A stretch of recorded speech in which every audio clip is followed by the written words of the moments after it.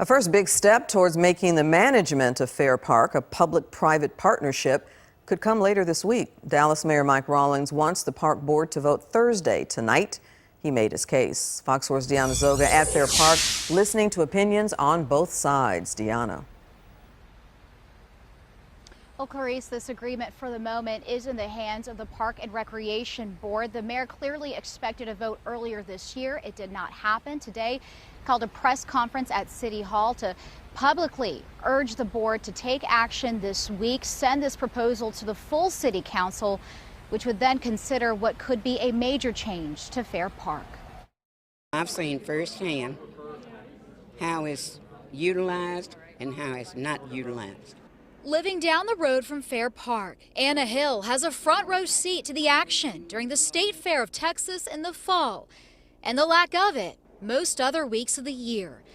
Initially skeptical of the plan to turn over Fair Park operations to a foundation, Hill says she's come around and is now a member of an advisory board representing the neighborhood. We can either reinvest or we can let it sit there and rot.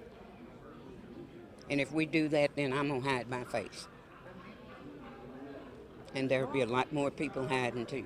Now let me be clear about what this is not. At City Hall today, Dallas Mayor Mike Rawlings put pressure on the Park and Recreation Board to vote on a management agreement between the city and a nonprofit foundation. The city would still own the land, but the foundation would run it with the promise of renovating and remaking Fair Park into a year-round attraction. The plan has its critics, and the mayor says he's trying to get a jump on the message ahead of Thursday's vote. There are scheduled events where people are disseminating misinformation. And I was not invited to those. Ms. Young was not invited, and anybody that wanted to tell the truth was not invited. Being here was an act of civil disobedience, and you're engaging in civil disobedience. A panel discussion at Fair Park tonight featured critics of the plan, some concerned it would benefit the state fair over taxpayers. Making sure anything that's done with Fair Park is beneficial to that area and not to kick them out and put new people in that can benefit from a new economic center, which Fair Park could ultimately be. And Hill, once cautious of the plan herself, believes there are few alternatives. We let Jerry Jones get away.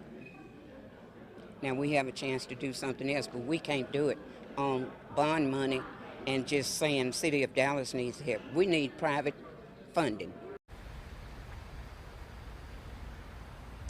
Walt Human, the man volunteering to head this foundation for the first few years, insists that it would take a private foundation to help revitalize Fair Park, saying that donors would be more likely to donate to a nonprofit to make that contribution. The city would, however, have to pay millions of dollars in management fees to the foundation if this agreement is approved.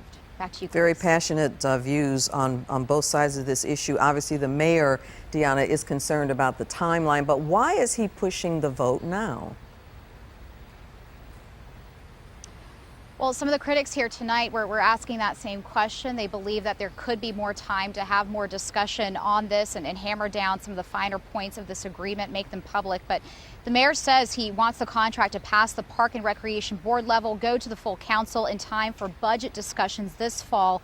Of course, it will take a council vote to make the contract happen, and so far it is still, as we mentioned, in the hands of the Park and Recreation Board. Back to you. Well, stay with it, Deanna. Thank you.